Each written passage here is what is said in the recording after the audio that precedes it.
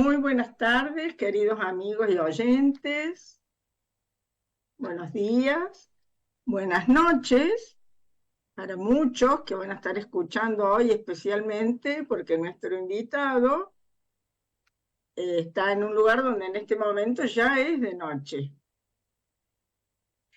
Estamos aquí una vez más, todos juntos al servicio de la vida. Y esa frase, que como ya sabemos pertenece a Inconfa y agradecemos que nos permitan usarla, esa frase que decimos tantas veces desde hace meses y en la otra tanda de programas que hubo anteriormente, tratamos en cada programa, con los diferentes invitados que tenemos de distintas ciencias, de profundizar qué quiere decir todos juntos al servicio de la vida. Porque no es una frase bonita para escuchar y nada más. Es una frase que implica una filosofía de vida para que cada uno la aplique y la practique en su propia vida. Ya hemos dicho varias veces aquí que estamos en un cambio de era, en un punto de inflexión a partir del cual la humanidad se está abriendo a una realidad más amplia, la evolución de la conciencia.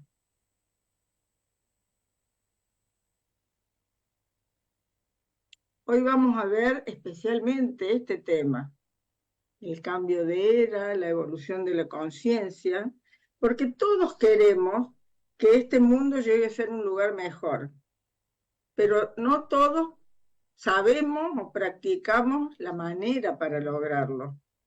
Con la queja no vamos a llegar nunca. ¿Por qué? Porque hay una inteligencia superior, una inteligencia oculta, un campo energético viviente que sustenta todo el universo y que guía cuidadosa y meticulosamente nuestro destino sobre la Tierra.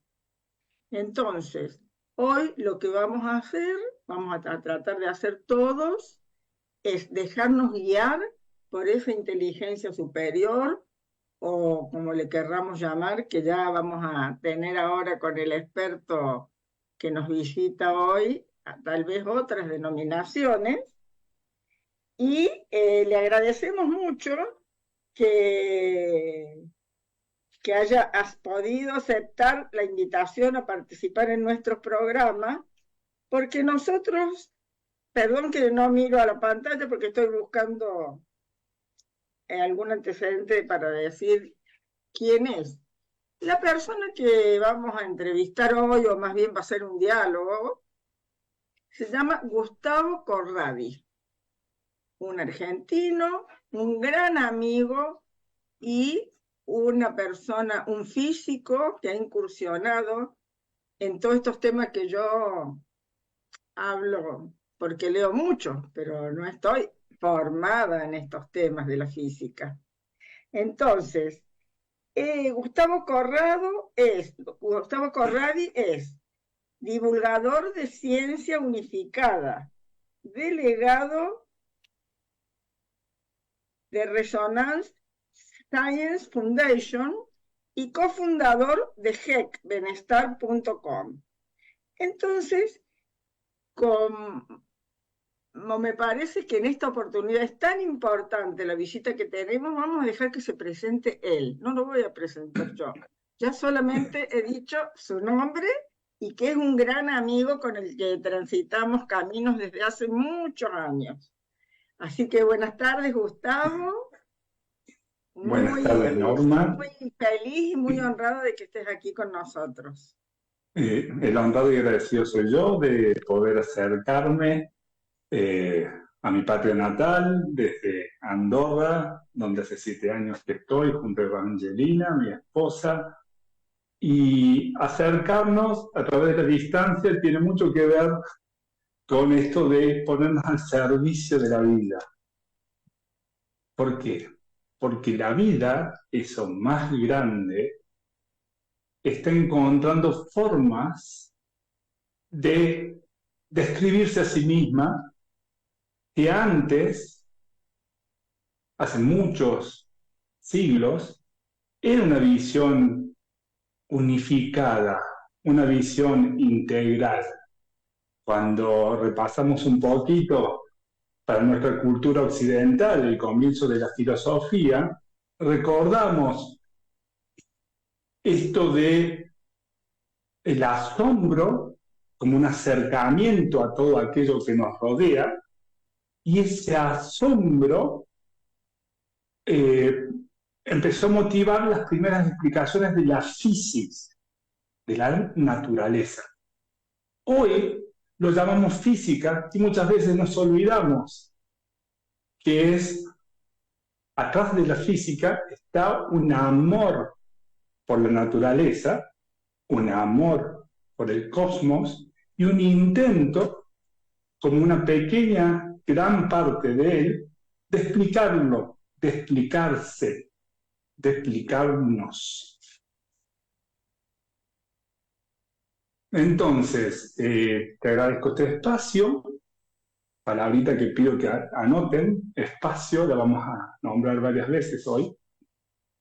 Este espacio para compartir desde mi perspectiva algunos pensamientos, algunas experiencias que me parece que son útiles y son vitales en este momento de cambio de paradigma, de cambio de visión del mundo, de cambio hacia una conciencia más generalizada, más omnipresente en nuestra vida diaria. Por eso, en mi camino, incursiones de curioso, incursiones en química, incursiones en física, incursiones en historia. Estoy muy agradecido a la Universidad Nacional de Córdoba que me permitió hacer esas incursiones, y a todos mis compañeros que me acompañaron, pero no soy físico. ¿no? No terminé la carrera de física, sino justamente mi acercamiento universitario me permitió llegar a un momento donde sentí que mi rol en el mundo no era desde lo académico, sino desde la divulgación. ¿Para qué? Para poder acercar el conocimiento y que pueda ser algo vivencial. Entonces, desde allí donde me animo hoy a hablar y a compartir, sin pretender ninguna autoridad más que la experiencia desde una perspectiva personal y única, que es algo que también la física nos enseñó. Así es. La física moderna tiene dos grandes padres, Einstein y Planck. Y estos dos padres nos trajeron mucho, tanto que hoy, 100 años después, todavía estamos buscando la forma de dialogar, de hacer que estos dialoguen. No ellos, sino las visiones que emergieron de ellos dos. Eso. Porque hay muchos estudiosos, muchos pensadores. Ahora en los últimos años han salido muchos libros de esto que se llama la física cuántica. Incluso está ese laboratorio especial que se hizo para todos los experimentos de comprobación de lo que se habla teóricamente. Y nosotros los seres humanos comunes, que tratamos de ser mejores cada día y que sabemos que nuestro destino individual está al servicio del destino colectivo, nos viene bien profundizar un poco en estos conceptos para que no cometamos la liviandad de hablar de física cuántica, ¿no? Sin mucho fundamento. Es bueno tener más fundamentos, porque ahora se ha extendido. Nosotros hablábamos mucho de física cuántica en las nuevas constelaciones familiares, para transformar y para sanar la vida de las personas. Pero en estos días he visto coaching cuántico, todo es cuántico ahora. Entonces, vayamos ayudarnos para que sepamos bien a qué nos estamos refiriendo. Bueno, te agradezco el puntapié, sí, el puntapié inicial muy, muy adecuado. Bueno, como me haces esta pregunta, me ayudas mucho a poner sobre la mesa algo que creo que también nos hemos olvidado como sociedad, al mismo tiempo que nos habíamos olvidado un poquito que la física tenía una relación con la naturaleza. Y es que los físicos, los científicos, sean de ciencias duras, de ciencias blandas, somos todos hijos de nuestro tiempo. Entonces, pensar que una visión del mundo que está basada en la ciencia y que pretende una objetividad está desvinculada de los sujetos, no es cierto. Entonces, las visiones que hoy vemos como científicas son producto de un caminar, de un quehacer, de una actividad humana organizada con todo un sistema que ya sabemos cómo se organiza la vida para que sea autosustentable, con un sistema de trabajo, de profesionalidad, de carrera, de estudios, de sponsor, qué temas se pueden estudiar, qué temas se pueden ampliar, todo depende de una estructura social. Entonces, es normal que ciertos conceptos que están como en estas entidades en estos claustros modernos tan especializados, se permeen a la sociedad. Es normal y es necesario y es útil. Lo que no es tan útil que estos conceptos, como se decía, un texto fuera de contexto es un pretexto. Entonces es interesante, es muy interesante siempre que todos nos preguntemos sobre todo. Y es muy interesante poder usar conceptos que nos cuestan, porque eso nos expande, nos obligan un poquito a salir de la zona de lo conocido para ir hacia lo desconocido. Y entonces, es lógico que se haya popularizado el término cuántico, porque cuando esto surgió al comienzo del siglo XX, fue en un contexto, una coyuntura muy específica y que, usando una vulgaridad, rompió muchas cabezas. Entonces, realmente lo que es disruptivo tiene un impacto que ya conocemos por las constelaciones y por todas las exploraciones más holísticas, que los impactos emocionales mueven una energía que hacen que queden fijas las ideas. Entonces es lógico que se haya popularizado lo cuántico. ¿Por qué? Voy a tratar de desarmar un poquito haciendo que sea cómodo, ¿no?, el viaje. 1900, hacia el 1900, ya había un cierto establishment científico. Einstein es lo que se considera en la historia de la ciencia el último genio unipersonal que genera una teoría él mismo, que es la teoría de la relatividad especial y de la relatividad clásica. ¿Qué es lo que aportó esa visión de Einstein? Que hay una constante en el universo, que es la velocidad de la luz, y en el vacío, y por ende, si hay una velocidad constante, pero al mismo tiempo se puede describir la realidad desde diferentes puntos de vista, lo que Einstein llamó, y los físicos llaman un marco de referencia. Yo estoy a una distancia muy, muy, muy, muy grande y tengo que recorrer esa distancia, o estoy en una distancia muy, muy cerca y tengo que recorrer esa distancia, y la velocidad es constante, significa que hay algo de la distancia que se tiene que acortar o achicar, o el tiempo se tiene que acortar o achicar, porque la velocidad es constante. Es como si yo te dijera, siempre los coches en la autopista van a 100 kilómetros por hora. ¿En qué tiempo tardo en llegar de Buenos Aires a Chascomús o de Buenos Aires a Lima? Si la velocidad me tiene que dar lo mismo, es como que tengo que acortar o estirar la distancia para que velocidad, si se acuerdan del secundario, es distancia sobre tiempo. Si distancia sobre tiempo es una constante, la única forma que siempre me dé el mismo coeficiente es que cambie la distancia y el tiempo.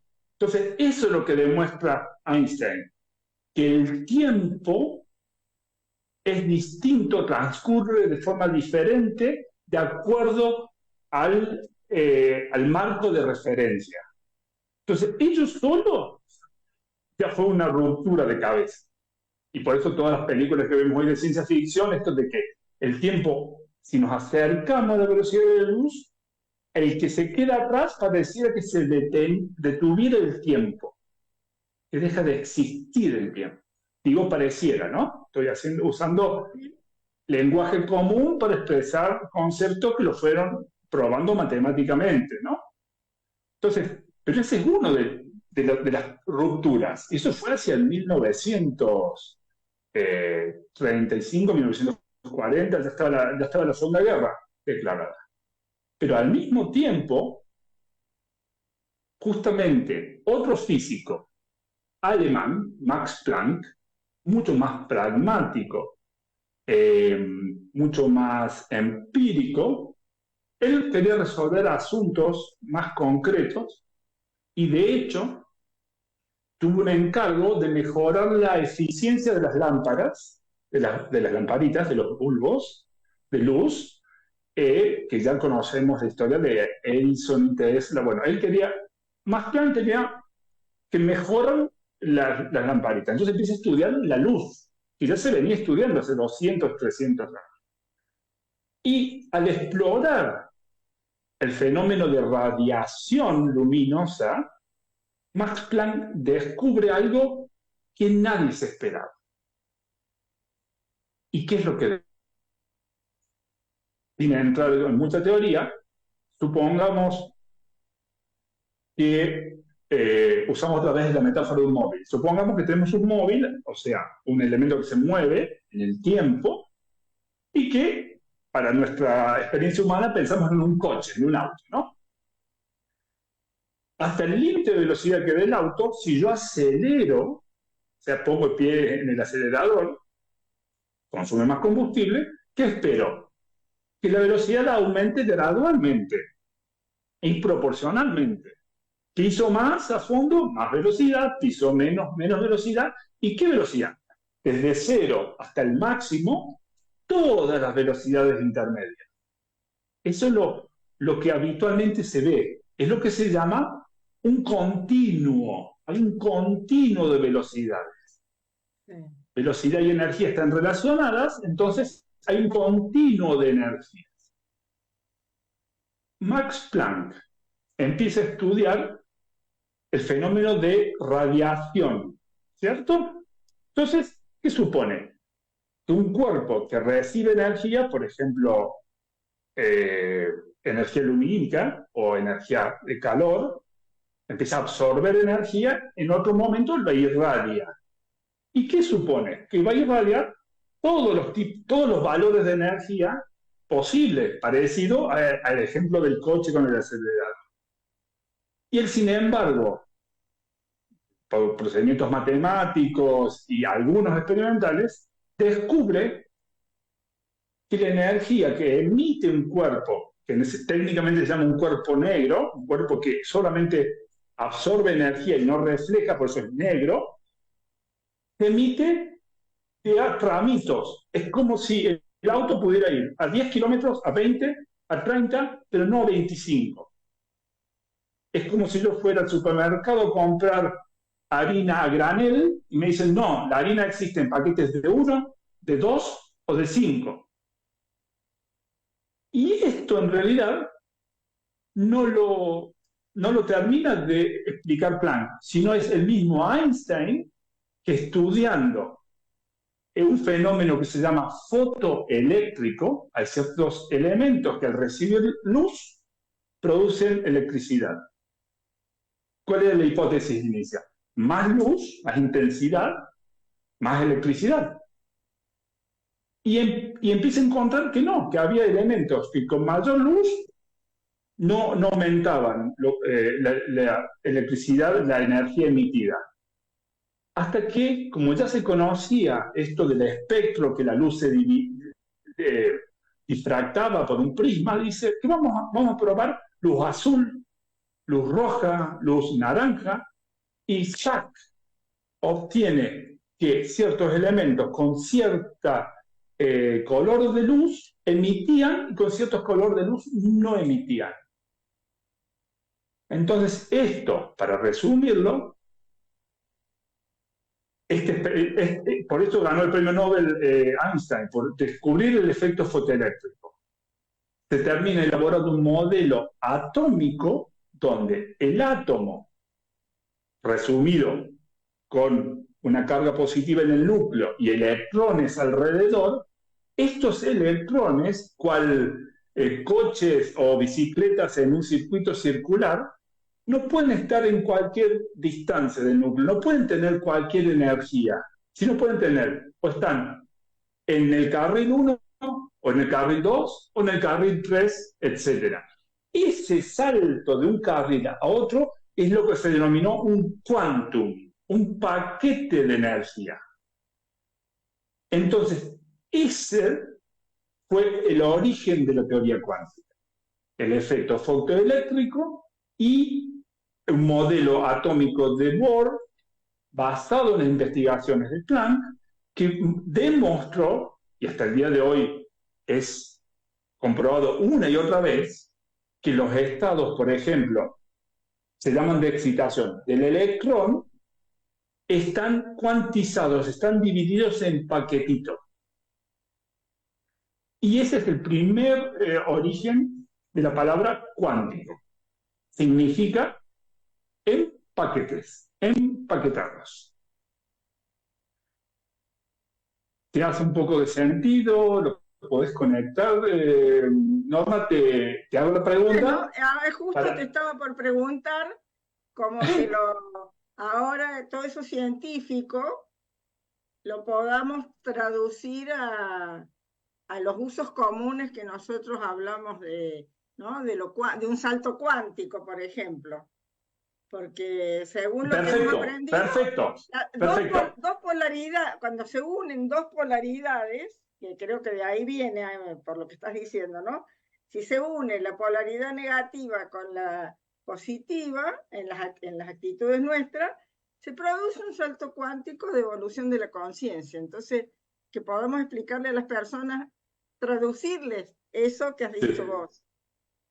Ha ido un poquito rápido, lo vamos a tener que desarmar un poquito.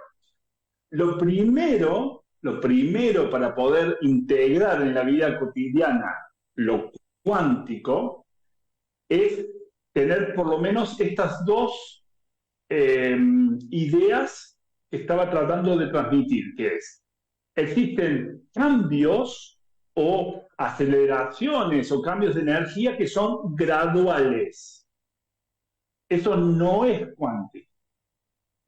Y hay otros cambios de energía, de estado, un estado, podemos hablar de un electrón, podemos hacer una similitud para una molécula, para una célula, para un tejido, y luego podemos llegar hasta un ser vivo.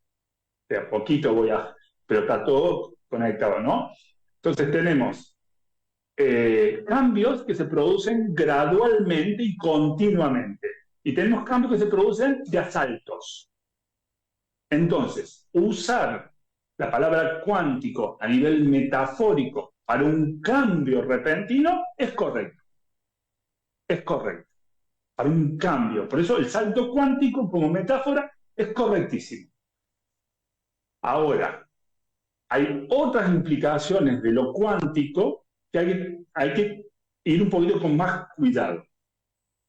Y voy a tratar de desarmarlo ahora, porque estoy viendo que el tiempo se pasa para que la gente se lo pueda llevar. Y para que quedemos con algo concreto hoy y después otro día lo ampliamos. Sí.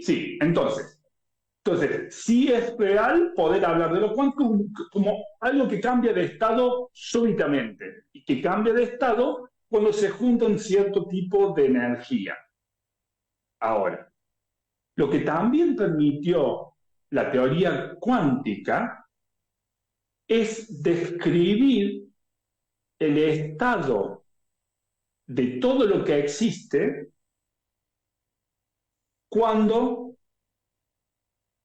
empezamos a mirar cada vez en tamaños más pequeños. Entonces, se asocia lo cuántico a lo subatómico.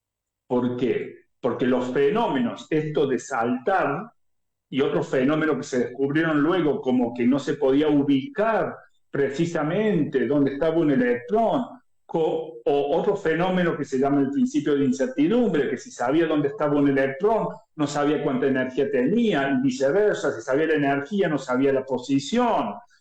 Y el principio de un principio de exclusión de Pauli, que no pueden existir dos partículas con las mismas características ocupando el mismo región del espacio. Entonces, se empezaron a construir diferentes postulados porque lo que se observaba en el mundo muy pequeño, en el mundo subatómico, parecía no tener nada que ver con lo que sucede en el mundo macroscópico. Entonces se empezó a asociar cuántico con subatómico y con extraño. Se habla en física de extrañeza cuántica. Porque había fenómenos que no se lo dejaban explicar según la física clásica, que sería la no cuántica. Como por ejemplo el famoso, lo nombro nada más, no vamos a hablar de eso, el famoso experimento de las dos rendijas, que se emite un rayo de luz y si se piensa que la luz es como una sucesión de pelotitas, ¿qué se espera? Que las pelotitas o pasan por un lugar o por otro, porque uno asocia una pelotita, una canica, una bolita, con una materialidad que no puede ocupar dos espacios, o está en un lugar o en otro. Que al mismo tiempo, si uno piensa en una onda, es como tirar una piedra en un lago, uno ve que las ondas se cruzan, pero no pierden su identidad y siguen ocupando toda la superficie del lago. Que es lo mismo que si yo junto una luz roja y una luz azul, donde se cruzan, me da violeta, pero después y antes el rayo es azul y el otro rayo es rojo. Entonces las ondas pueden interferirse y ocupar todo un espacio. Las pelotitas, la masa, las esferas, no pueden ocupar. Entonces, en ese momento, en el experimento de dos doble rendija, se observan que de acuerdo a las condiciones del experimento, lo que luego se llamó de acuerdo al observador, es lo que es el resultado. Y eso hay que tener un poco de cuidado, porque si bien está asociado a la mirada subatómica que nació en la época cuántica, hubo una interpretación ortodoxa de un grupo de científicos de Copenhague que se llamó la interpretación de Copenhague. Entonces, los resultados son los que son, es lo que es lo que se mide. Las teorías que un grupo de científicos desarrollan para explicar lo que se ve, lo fenomenológico, es otra cosa. Y eso es lo que hoy también está en tela de juicio, por eso me animé a poner el título de la entrevista de hoy, Ciencia Unificada más allá de lo cuántico. Porque hoy lo cuántico, entendido así, muy circunscrito, no alcanza para explicar la realidad. Pero sí hubo, con esta evolución de la ciencia que vos has contado de Einstein y Planck, etc., sí se salió de la severidad de que la ciencia tenía que ser objetiva. Y entonces, por esto de la mirada, ¿cómo la mirada de una persona cambia lo mirado, digamos? Bien, bien. En realidad, lo voy a ofrecer a nuestros oyentes desde otra mirada. En realidad, lo que se descubrió hace 100 años, que hoy, después de 100 años de acumular resultados y teorías, lo que se descubrió es que, primero, energía y materia, energía y masa, no energía y materia, energía y masa son interconvertibles. Eso lo descubrió Einstein en su famosa fórmula E es igual a mc al cuadrado. No dice más que eso. Él no define ni energía ni masa. Lo que define es que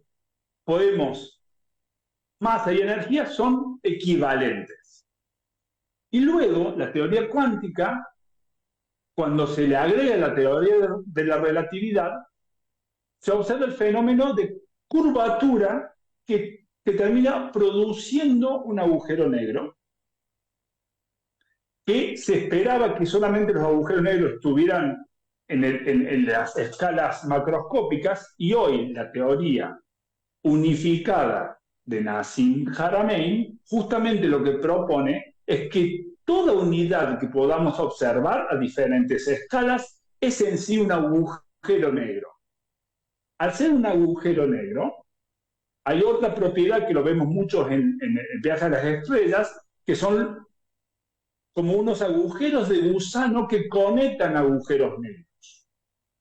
Entonces, en conclusión, todo el universo está en comunicación con cada otra parte del universo. Entonces, desde allí es donde es válido decir que el observador no es que influya, el observador, desde su perspectiva única, filtra toda la información que está constantemente circulando para obtener como una imagen personal. Entonces, desde ahí es que el observador influye.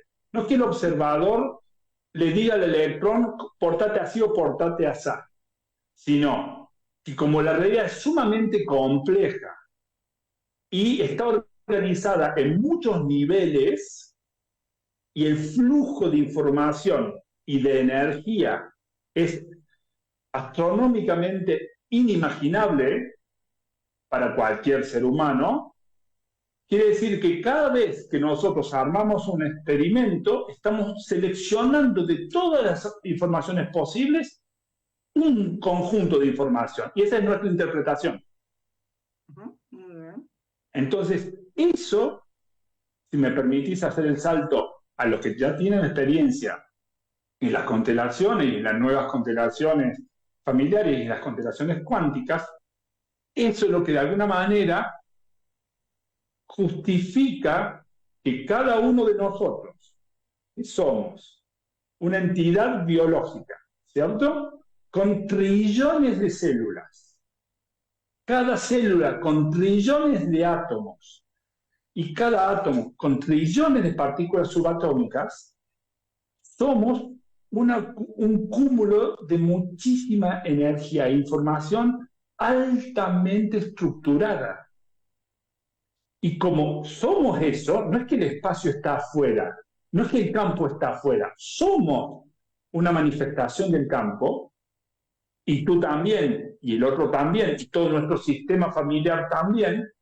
Por eso podemos interactuar con el campo que trasciende tiempo y espacio, porque el tiempo y el espacio fueron definidos ya hace 100 años como la característica indisoluble del espacio. El espacio es espacio-tiempo. Espacio-tiempo.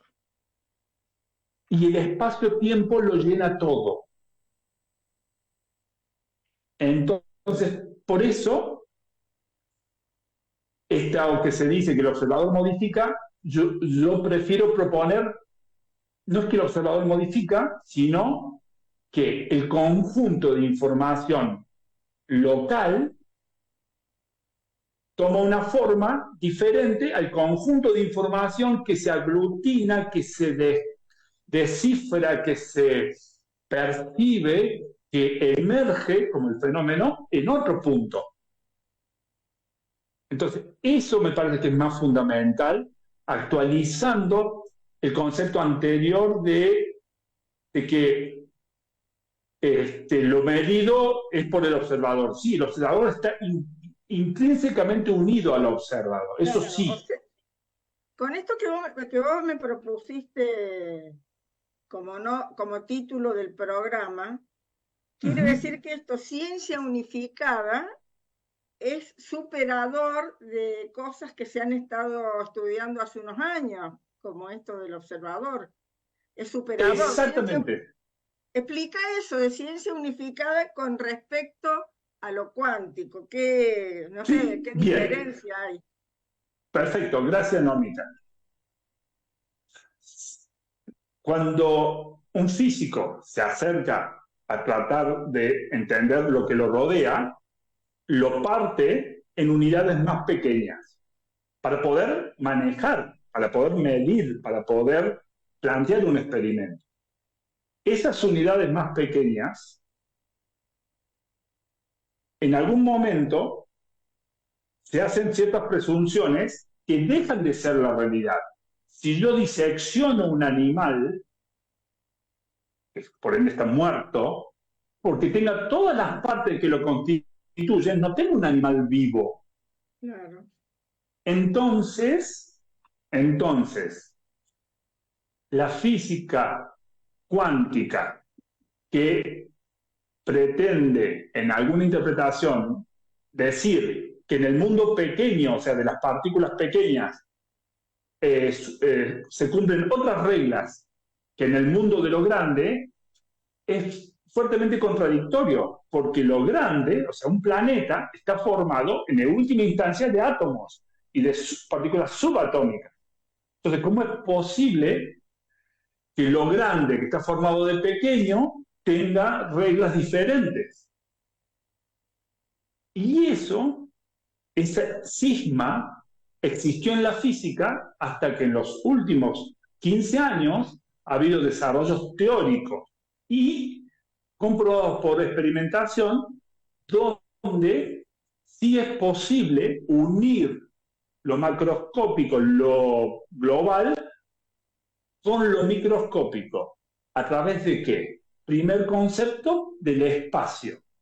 Que todo lo que existe, sea pequeño o sea grande, está extendido en el espacio.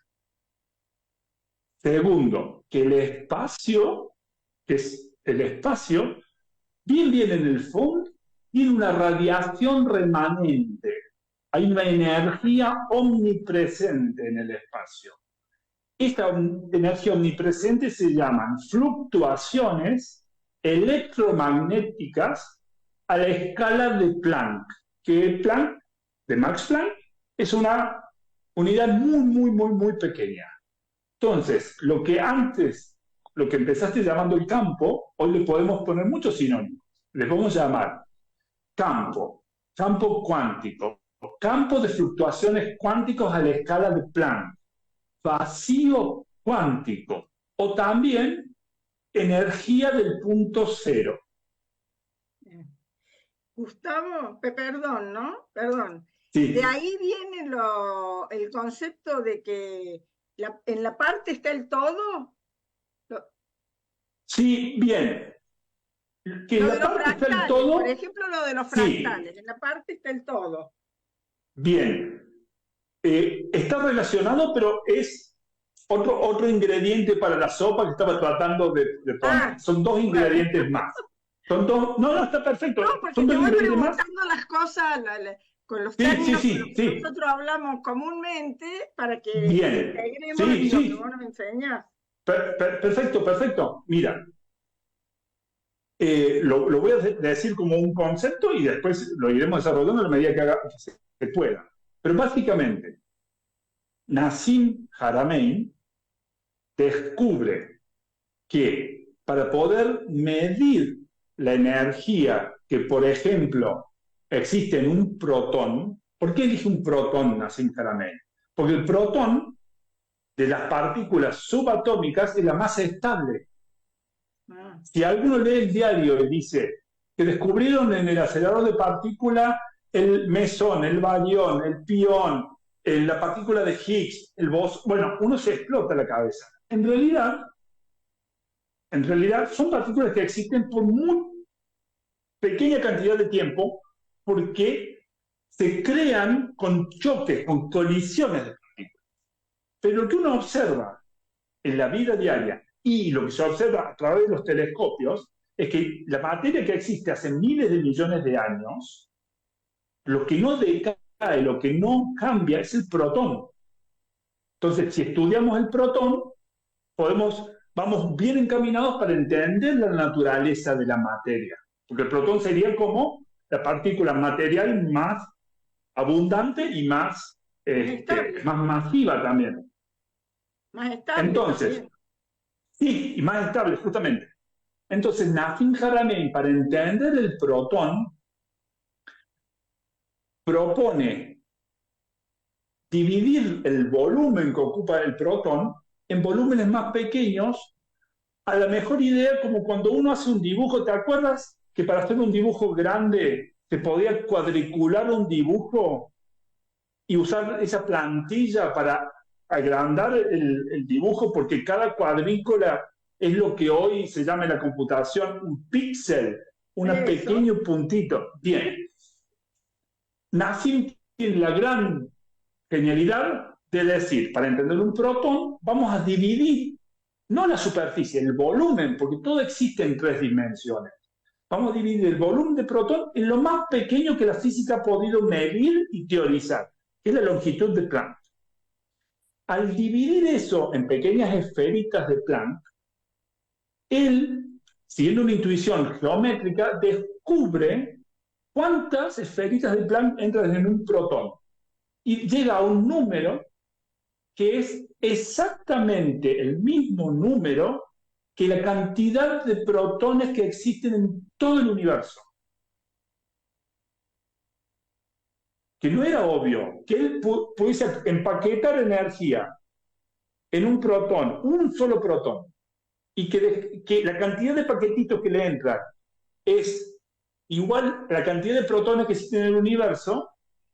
Le llamó tanto la atención que él terminó justificando con un paper que está comprobado ya empíricamente, que lo que significa es que en un solo protón, ¿te acuerdas cómo eran las operadoras antes de los teléfonos que tenían que enchufar un cable en una clavija? Bueno, eso sería el concepto, que en cada protón hay un lugar, un espacio, un volumen que puede recibir una conexión de la información de cada otro protón del universo. Entonces, ese es el principio holográfico que estabas nombrando tú, que en la superficie de cada protón existe la información de todos los otros protones del universo. Por eso, todo está comunicado con todo. Claro. Por eso ciencia unificada, por eso visión holística y por eso una visión superadora, más amplia, que explica la relatividad, explica la teoría cuántica y crea por primera vez en nuestros 400 años de visión científica una visión unificada de la materia, una visión unificada de la realidad. Y cuando digo de la materia, como ya sabemos que materia es equivalente a energía, es una visión unificada de la energía. Por ende, sin exagerar, es una visión unificada del cosmos, del todo, de todo lo que existe. En estos momentos estamos, Normita, apasionantes, digamos. De Gustavo, tener en esa línea que estás hablando, nosotros por eso podemos decir que nosotros somos energía, porque parece que fuéramos materia.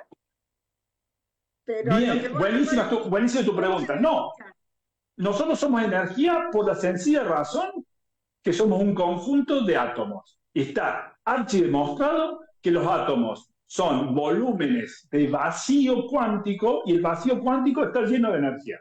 Está lleno de energía, así es. Pero nosotros somos energía porque nosotros... Mira, te pido para no dejar Hay una señora que hace una pregunta. Sí. A ver si se la podés responder, aunque sea muy brevemente, porque se nos va el tiempo. Y si no, con después gusto. ya vemos cómo nos comunicamos con ella. Dime. Imelda Hernández pregunta, sí. ¿Los electrones están en movimiento perpetuo? ¿Ese movimiento es una frecuencia específica? ¿Las partículas son conscientes de que se les observa? Bueno, 3 preguntas en una. Sí, pero vamos a hacer la promo del programa de Norma. Las 3 preguntas por el mismo precio.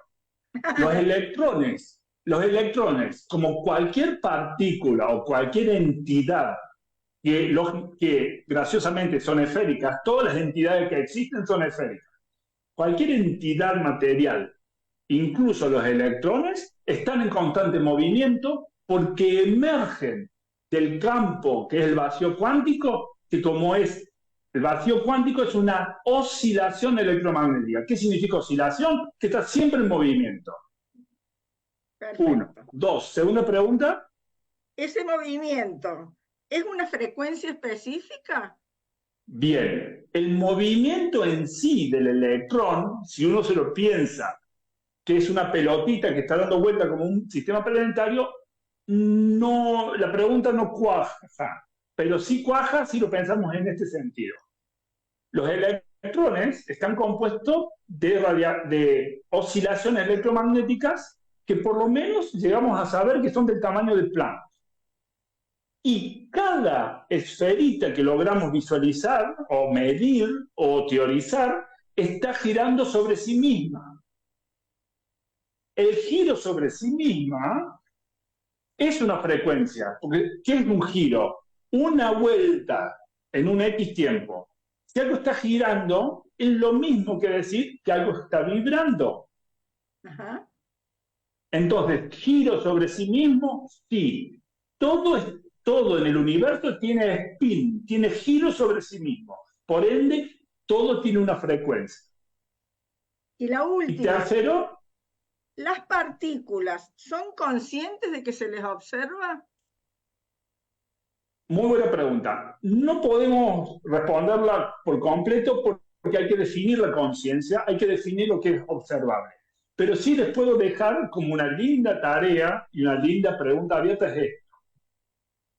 Nassim Haramein también, aparte de proponer esta visión holográfica de que todo está conectado, dice que si el volumen se va subdividiendo de una forma simple como la matemática de los fractales, en el fondo el universo está constantemente emitiendo un resultado que es un fractal. Es una fórmula simple que es como 1 más x es igual a y. Y yo pongo 1 más 1 es igual a 2. Ese 2 lo meto, pongo 1 más 2 es igual a 3. Ese 3 lo meto. Es recursivo. Un fractal es algo que es recursivo. Entonces, Nassim postula, y muchos también, que el universo, como es recursivo, es reflexivo sobre sí mismo, con una fórmula simple crea gran complejidad.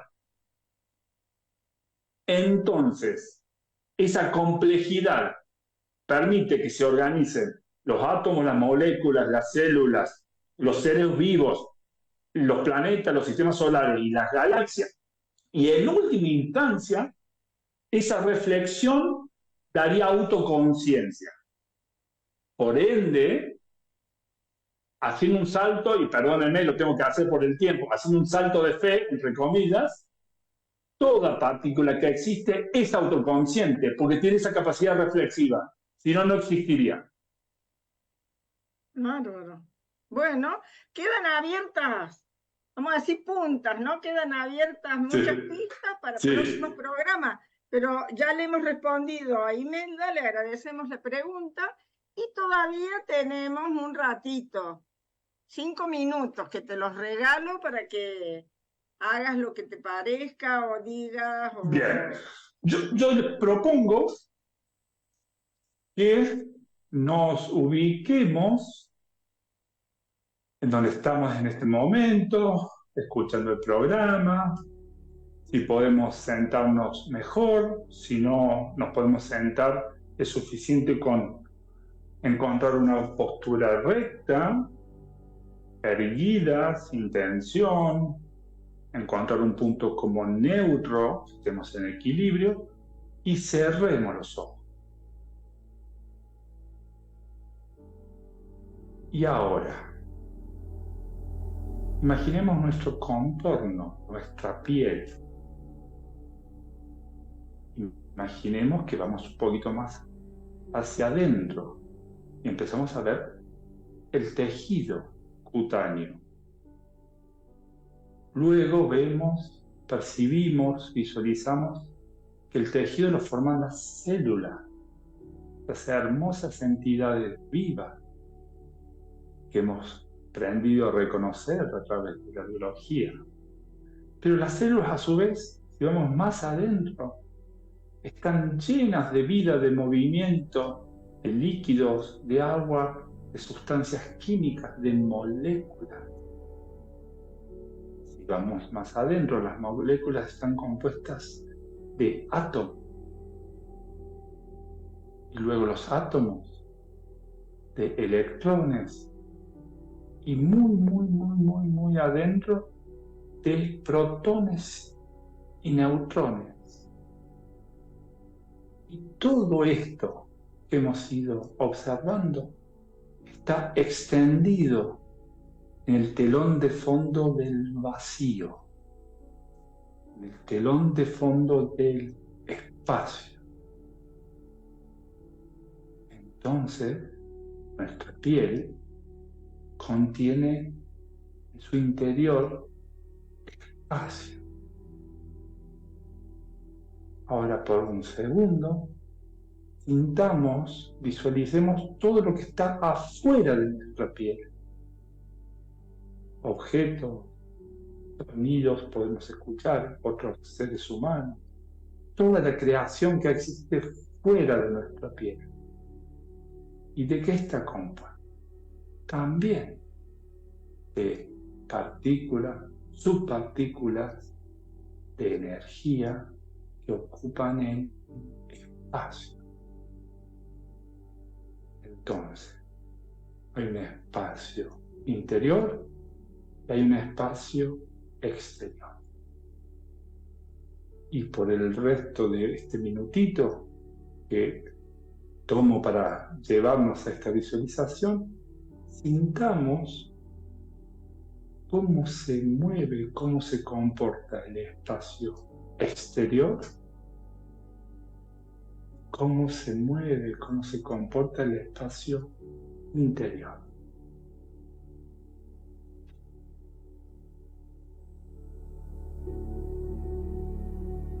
Y ahora tratemos de ver si entre el espacio interior y el exterior puede haber alguna sintonía, alguna resonancia.